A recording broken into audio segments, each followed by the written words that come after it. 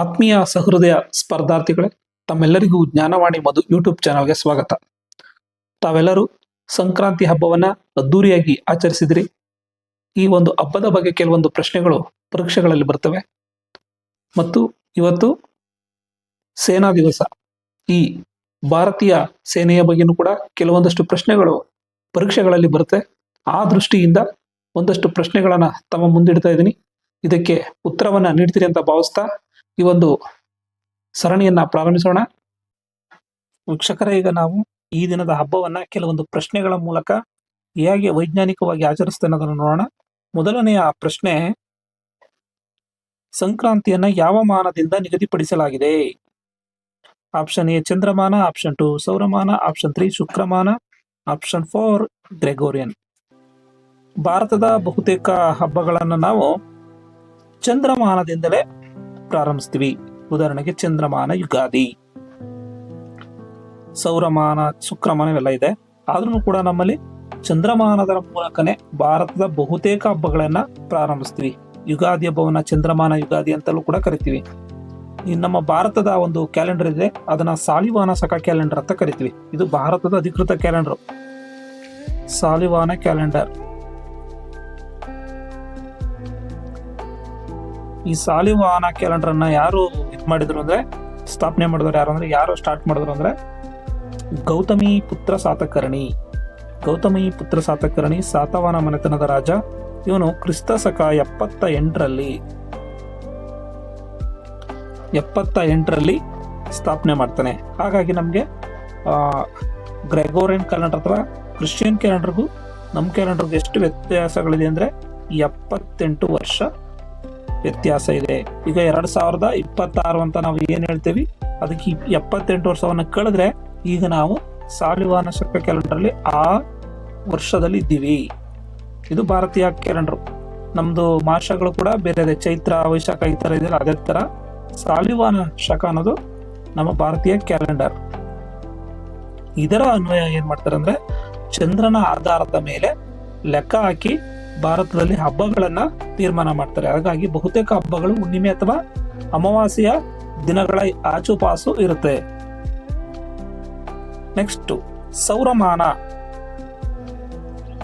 ಭಾರತದಲ್ಲಿ ಸೌರಮಾನ ಹಬ್ಬವನ್ನ ಆಚರಿಸ್ತಕ್ಕಂಥದ್ದು ತುಂಬಾ ಜನ ಇದ್ದಾರೆ. ಸೌರಮಾನ ಯುಗಾದಿನೂ ಆಚರಿಸ್ಕೊಂಡವ್ರು ಇದ್ದಾರೆ. ಆದ್ರೆ ಬಹುತೇಕ ಹಬ್ಬಗಳು ಚಂದ್ರಮಾನದಲ್ಲಿದೆ.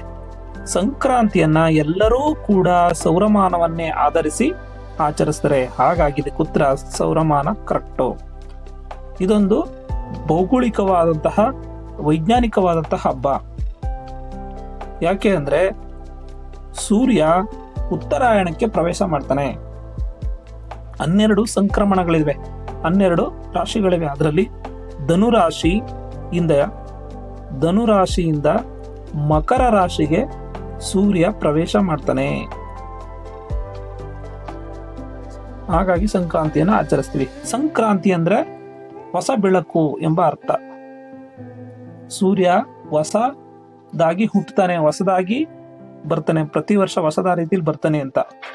ನೆಕ್ಸ್ಟ್, ಈ ಒಂದು ಕಾಲಘಟ್ಟದಲ್ಲಿ ಏನಾಗುತ್ತೆ ಅಂದ್ರೆ ಉಷ್ಣಾಂಶ ಜಾಸ್ತಿ ಆಗ್ತಾ ಹೋಗುತ್ತೆ. ಇಲ್ಲಿ ತನಕ ಏನಾಗಿತ್ತು, ಚಳಿ ಜಾಸ್ತಿ ಇತ್ತು, ಹಗಲು ಕಡಿಮೆ ಇತ್ತು, ರಾತ್ರಿ ಜಾಸ್ತಿ ಇತ್ತು. ಇನ್ಮೇಲೆ ಹಗಲು ಜಾಸ್ತಿ ಆಗುತ್ತೆ, ಚಳಿ ಕಡಿಮೆ ಆಗುತ್ತೆ. ನೆಕ್ಸ್ಟ್ ಪ್ರಶ್ನೆ ನೋಡೋಣ. ಮುಂದಿನ ಪ್ರಶ್ನೆ, ಭಾರತ ಯಾವ ಗೋಳದಲ್ಲಿದೆ? ಪೂರ್ವಗೋಳ, ದಕ್ಷಿಣ ಗೋಳ, ಪೂರ್ವ ದಕ್ಷಿಣಾರ್ಧ ಗೋಳ, ಪೂರ್ವ ಉತ್ತರಾರ್ಧ ಗೋಳ?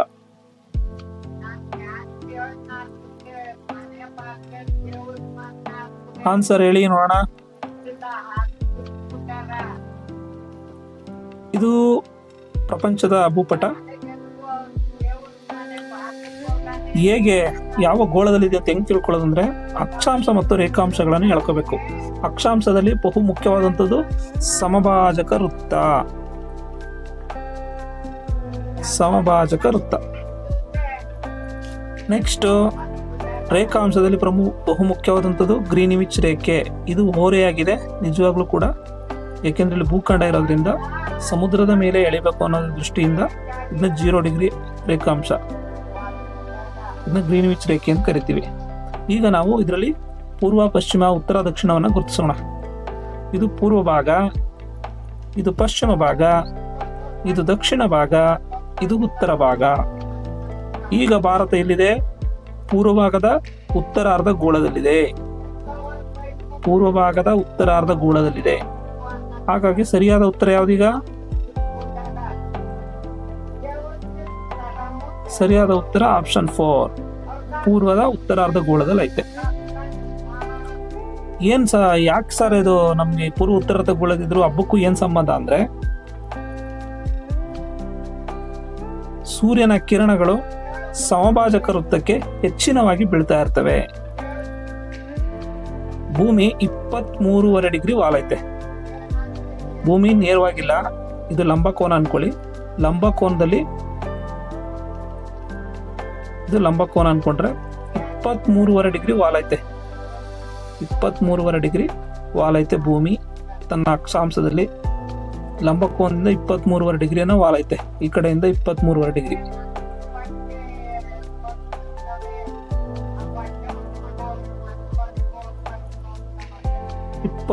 ಡಿಗ್ರಿ ಭೂಮಿ ವಾಲೈತೆ ಸೂರ್ಯನ ಕಡೆಗೆ. ಇದು ಸೂರ್ಯ ಅನ್ಕೊಳ್ಳೋಣ. ಈಗ ಸೂರ್ಯನ ಕಿರಣಗಳು ಜಾಸ್ತಿ ಎಲ್ಲಿ ಬೀಳ್ತವೆ ಅಂದ್ರೆ, ಭೂಮಿ ದುಂಡಾಗಿರೋದ್ರಿಂದ ಸಮಭಾಜಕ ವೃತ್ತಕ್ಕೆ ಹೆಚ್ಚಿನ ಕಿರಣಗಳು ಬೀಳ್ತವೆ ಮತ್ತು ಹತ್ರ ಕೂಡ ಇದೆ ಸಮಭಾಜಕ ವೃತ್ತ. ಮತ್ತೆ ಸೂರ್ಯನ ಕಿರಣಗಳು ಜಾಸ್ತಿ ನೇರವಾಗಿರೋದ್ರಿಂದ ಇಲ್ಲಿ ಬೀಳ್ತಾ ಇರ್ತವೆ. ಮತ್ತೆ ಭೂಮಿ ರೊಟೇಟ್ ಹಾಕೋದ್ರಿಂದ ಸಮಭಾಜಕ ವೃತ್ತ ಎಲ್ಲಾ ಕಡೆಯ ಪ್ರದೇಶಗಳಿಗೂ ಕೂಡ ಉಷ್ಣಾಂಶ ಜಾಸ್ತಿ ಇರುತ್ತೆ. ಇನ್ನು ಧ್ರುವ ಪ್ರದೇಶಗಳ ಕಡೆ ಓದ್ತಿದಂಗೆ ಕಡಿಮೆ ಇರುತ್ತೆ. ನಾನು ಇನ್ನೊಂದು ಸ್ಲೈಡ್ ಅಲ್ಲಿ ತೋರಿಸ್ದಂಗೆ ನಿಮ್ಗೆ ಈ ಭಾಗ ಧ್ರುವ ಪ್ರದೇಶಗಳಲ್ಲಿ ಹೆಚ್ಚಿನ ಮಂಜುಗಡ್ಡೆ ಇರೋದನ್ನ ನೀವು ನೋಡ್ಬೋದು. ಇಲ್ಲಿ ಹೆಚ್ಚು ಮಂಜುಗಡ್ಡೆ ಕಡಿಮೆ ಐತೆ. ಈಗ ಸೂರ್ಯ ಏನ್ ಮಾಡ್ತಾ ಇದ್ದಾನೆ? ಉತ್ತರಾಯಣಕ್ಕೆ ಪ್ರವೇಶ ಮಾಡ್ತಾ ಇದ್ದಾನೆ. ಅಂದ್ರೆ ಭೂಮಿ ರೊಟೇಟ್ ಆಗ್ತಾ ಇರೋದ್ರಿಂದ ಉತ್ತರಾಯಣ ಭಾಗದಲ್ಲಿ ಹೆಚ್ಚಿನ ಉಷ್ಣಾಂಶ ಜಾಸ್ತಿ ಆಗಕ್ಕೆ ಸ್ಟಾರ್ಟ್ ಆಗುತ್ತೆ.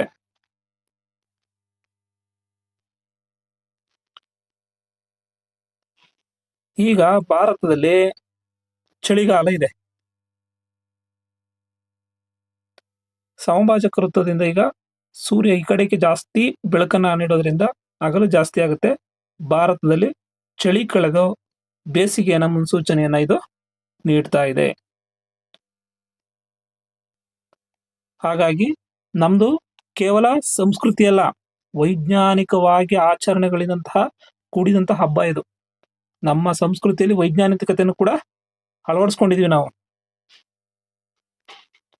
ನೆಕ್ಸ್ಟ್ ಪ್ರಶ್ನೆ, ಈ ದಿನದ ವಿಶೇಷ ಕುರಿತಂತೆ ಐತೆ. ಈ ದಿನದ ವಿಶೇಷ ಏನಂದ್ರೆ, ಭಾರತದ ಸೇನೆಯ ದಿನ, ಭೂಸೇನೆಯ ದಿನ, ಜನವರಿ 15. ದ್ರೌಪದಿ ಮುರ್ಮು, ಉಪೇಂದ್ರ ದ್ವಿವೇದಿ, ಪುಷ್ಪೇಂದ್ರ ಪಾಲ್ ಸಿಂಗ್, KM ಕಾರ್ಯಪ್ಪ ಆಪ್ಷನ್ ಕೊಟ್ಟಿದ್ದೀವಿ. ಭಾರತ ಸೇನಾಧಿಪತಿ ಯಾರು ಅಂತ. ಇದಕ್ಕೆ ಸರಿಯಾದ ಉತ್ತರವನ್ನು ಹೇಳಿ. ಉಪೇಂದ್ರ ದ್ವಿವೇದಿ ಅವರು ಮೂರು ಸೇನೆಯ ಮುಖ್ಯಸ್ಥರು. ಇವ್ರನ್ನ COA ಅಂತ ಕರಿತೀವಿ. COA ಅಂದ್ರೆ ಕಮಾಂಡರ್ ಆಫ್ ಆರ್ಮಿ ಚೀಫ್ ಅಂತ ಕರಿತೀವಿ.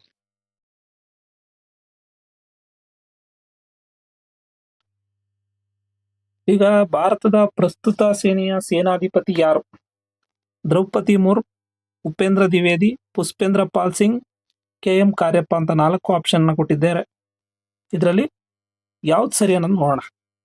ನೋಡಿ, ಆನ್ಸರ್ ಮಾಡಿ. ಉಪೇಂದ್ರ ದ್ವಿವೇದಿ ಅವರು, ಪುಷ್ಪೇಂದ್ರ ಪಾಲ್ ಸಿಂಗ್ ರವರು, KM ಕಾರ್ಯಪ್ಪ, ದ್ರೌಪದಿ ಮುರ್ಮು. KM ಕಾರ್ಯಪ್ಪ ಅವರು ಪ್ರಥಮ ಭೂಸೇನೆಯ ಮುಖ್ಯಸ್ಥರು. ಭಾರತದ ಪ್ರಥಮ ಭೂಸೇನೆಯ ಮುಖ್ಯಸ್ಥರು ಯಾರಾಗಿದ್ರು ಅಂದ್ರೆ KM ಕಾರ್ಯಪ್ಪ ಅವರು. ಹಾಗಾಗಿ ಆಪ್ಷನ್ ಪ್ರಸ್ತುತ ಇರೋದ್ರಿಂದ ಇದೆಲ್ಲ. ಜನವರಿ 15, 1948ರಲ್ಲಿ ಭಾರತ ಸ್ವತಂತ್ರ ಆದ್ಮೇಲೆ ಅದು ಬಿಟ್ಟು ಹೋಗ್ಬೇಕು ಅಂದಾಗ ಅವ್ರೇನ್ ಮಾಡ್ತಾರೆ, KM ಕಾರ್ಯಪ್ಪ ಅವ್ರಿಗೆ ಅಧಿಕಾರವನ್ನ ಹಸ್ತಾಂತರ ಮಾಡಿ ಹೋಗ್ತಾರೆ. ಹಾಗಾಗಿ ಈ ದಿನವನ್ನ ಭಾರತದ ಭೂಸೇನೆಯ ದಿನವನ್ನಾಗಿ ಆಚರಿಸ್ತಾ ಇದ್ದೀವಿ. ನೆಕ್ಸ್ಟ್, ಪುಷ್ಪೇಂದ್ರ ಪಾಲ್ ಸಿಂಗ್ ಇದರಲ್ಲ, ಇವರು ಪ್ರಸ್ತುತ ಭೂಸೇನೆಯ ಮುಖ್ಯಸ್ಥರು. ಇವರು ಭೂಸೇನೆಯ ಮುಖ್ಯಸ್ಥರು. ಇವರು ಮೂರು ಸೇನೆಯ ಮುಖ್ಯಸ್ಥರು. ಪುಷ್ಪೇಂದ್ರ ಪಾಲ್ ಸಿಂಗ್ ಭೂಸೇನೆ ಮುಖ್ಯಸ್ಥರು, KM ಕಾರ್ಯಪ್ಪ ಅವರು ಮೊದಲ ಭೂಸೇನೆಯ ಮುಖ್ಯಸ್ಥರು, ಉಪೇಂದ್ರ ದ್ವಿವೇದಿ ಇವರು ಈಗಿನ ಮೂರು ಸೇನೆಯ ಮುಖ್ಯಸ್ಥರು. ಮೂರು ಸೇನೆ ಅಂದ್ರೆ ಯಾವ್ದಂದ್ರೆ ನೌಕಾಪಡೆ, ವಾಯುಪಡೆ, ಭೂಸೇನೆ, ಇದು ಮೂರು ಪಡೆಯ ಮುಖ್ಯಸ್ಥರು. ಸರಿಯಾದ ಉತ್ತರ ಯಾವ್ದಂದ್ರೆ ದ್ರೌಪದಿ ಮುರ್ಮು. ದ್ರೌಪದಿ ಮುರ್ಮು ಅವರು ಮೂರು ಸೇನೆಗಳಿಗೂ ಕೂಡ ಸೇನಾಧಿಪತಿ ಅವರೇ, ಇವರೇ ದಂಡಾಧಿಕಾರಿಗಳಾಗಿರ್ತಾರೆ. ಹಾಗಾಗಿ ಸೇನಾಧಿಪತಿ ಯಾರು ಅಂತ ಕೇಳಿದ್ರೆ ಇವರೇ. ರಾಷ್ಟ್ರಪತಿಗಳು ಎಲ್ಲಾ ಪಡೆಯ ಮುಖ್ಯಸ್ಥರಾಗಿರ್ತಾರೆ. ಮುಂದಿನ ಪ್ರಶ್ನೆ, ಇವರು ಫೀಲ್ಡ್ ಮಾರ್ಷಲ್ ಕಾರ್ಯಪ್ಪ. ನೋಡ್ಕೊಳ್ಳಿ, ನಮ್ಮ ಕರ್ನಾಟಕದವರು, ಕೊಡಗಿನ ಜಿಲ್ಲೆಯವರು, ಕೊಡಗಿನಂತ ಬಂದಂತವರು.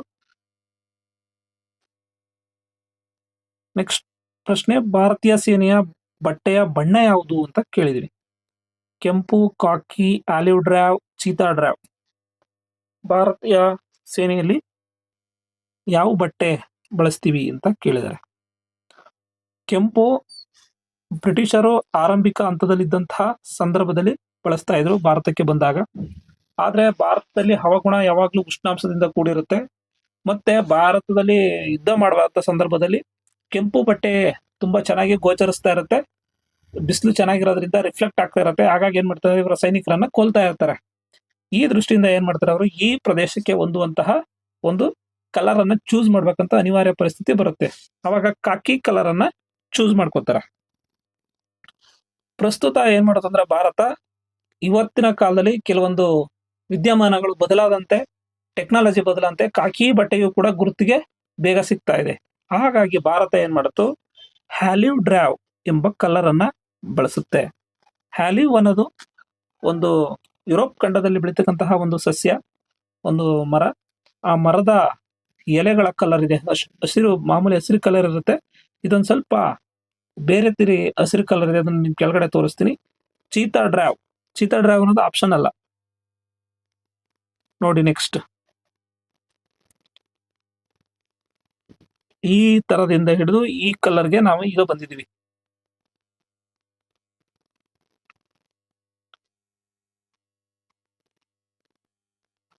ಶೌರ್ಯ, ಸಾಹಸ ಹಾಗೂ ಆಧುನಿಕ ಯುದ್ಧ ನೀತಿಯಿಂದ ಜಗತ್ತಿನಲ್ಲಿ ವಿಶಿಷ್ಟ ಸ್ಥಾನ ಹೊಂದಿರುವ ಭಾರತೀಯ ಸೇನೆಯು ತನ್ನ ಸಮವಸ್ತ್ರದ ಮೂಲಕವೂ ಮೇರು ಸ್ಥಾನವನ್ನು ಹೊಂದಿದೆ. ಬ್ರಿಟಿಷ್ ಕಾಲದ ಕೆಂಪು ಕೋಟು, ಸ್ವಾತಂತ್ರ್ಯ ಪೂರ್ವದ ಕಾಕಿ ಬದಲಾಗಿ ಈಗ ಪಿಕ್ಸೆಲ್ ವಿನ್ಯಾಸದ ಆಲಿವ್ ಹಸಿರು ಭಾರತೀಯ ಸೇನೆಯ ಹೆಮ್ಮೆಯ ಸಮವಸ್ತ್ರವಾಗಿದೆ. ಆಲಿವ್ ಹಸಿರು ಭಾರತದ ಹೆಮ್ಮೆಯ ಒಂದು ಸಮವಸ್ತ್ರವಾಗೈತೆ. ಈಗ ನಮ್ಮ ಸೇನೆಯಲ್ಲಿ ಇದನ್ನ ಬಳಸ್ತಾ ಇದ್ದಾರೆ. ಆಲಿವ್ ಡ್ರಾವ್ ಬಣ್ಣ ನೋಡಿ. ಈಗ ಇದನ್ನ